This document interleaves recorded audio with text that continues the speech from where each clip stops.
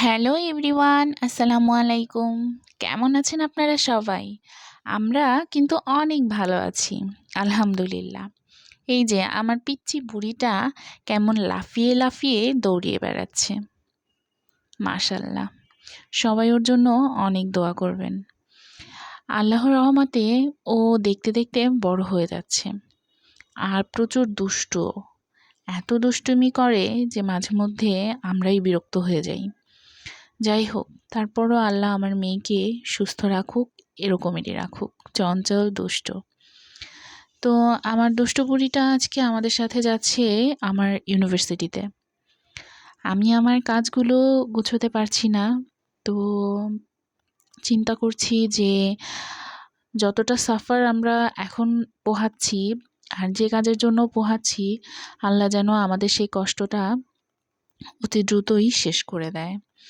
আমরা যেন আমাদের কাজ সফলভাবে শেষ করতে পারি। এই তো তো এটা হচ্ছে, আমরা গ্যারেজ থেকে বাইক বের করলাম। বাইক বের করে বের হব। ঢাকা শহরে বাইক থাকাটা মানে জীবন অনেকটা সহজ হয়ে যাওয়া। আর এই যে এলাকার পরিস্থিতি দেখছেন, এগুলো সবই ইলেকশনের ফলাফল। পুরো এলাকা এইভাবে পোস্টারে ক্যালেন্ডারে ভরে গিয়েছে। এই তো বলতে না বলতে চলে এলাম ইউনিভার্সিটিতে। আমার ইউনিভার্সিটিতে এই জায়গাটা খুবই পছন্দ। সে এখানে এসে পাখির মতন উড়তে চায় আর আমাকে সবসময় তার সাথে সাথে থাকতে বলে এবং বলে, মা ভিডিও করে দাও, আমি দৌড়াই, আমি হাঁটি, তুমি ভিডিও করো। তো এইভাবেই তাকে সময় দিচ্ছিলাম। আর ওদিকে আমার যে কাজের জন্য আসা হয়েছিল সেটাও কমপ্লিট হয়ে গিয়েছে। তো এরপরে তো তার ভিডিও করলাম, সে এখানে নাচানাচি করছিল, তারপরে পাখির মতন উড়ছিল, যেটা দেখতে আমার কাছে খুবই ভালো লাগছিল। বাইরে নামলে যেমন তার কষ্ট হয়, তেমন মাঝে মধ্যে সে খুশিও হয়ে যায়। যখন তাকে খুশি দেখি তখন আমাদেরও খুশির সীমা থাকে না। কিন্তু যখন দেখি যে সে খুব কষ্ট পাচ্ছে, খাওয়ার টাইমটা এলোমেলো হয়ে যাচ্ছে বা রেস্ট নিতে পারছে না, বাইকের ভিতরে শুয়ে শুয়ে ঘুমিয়ে যাচ্ছে আমার কোলে, তখন অনেক খারাপ লাগে। আর এদিকে ক্যাম্পাসে দেখলাম পিঠা উৎসব হবে, পিঠা উৎসব চলছে।